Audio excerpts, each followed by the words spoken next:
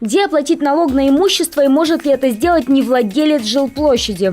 1 января 2017 года внесены изменения в законодательство. Теперь граждане могут оплачивать не только свои налоги, но и налоги своих близких или родственников. Заплатить налог можно в любом кредитном учреждении, а также в электронном виде через сайт Федеральной налоговой службы «Заплати налоги», либо через всем известный сайт госуслуги. Обращаем ваше внимание, что за едиными налоговыми уведомлениями для оплаты налогов необходимо обратиться в налоговый орган, если вы не зарегистрированы в личном кабинете.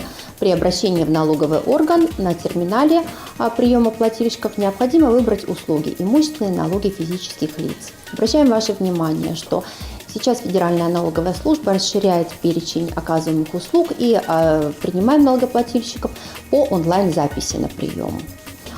А те граждане, которые у нас зарегистрированы в личном кабинете, получают все наши налоговые уведомления только в электронном виде. То для обращения в налоговый орган необходим паспорт. А если вам необходимы сведения по другим лицам, пожалуйста, предъявите нотариально заверенную доверенность.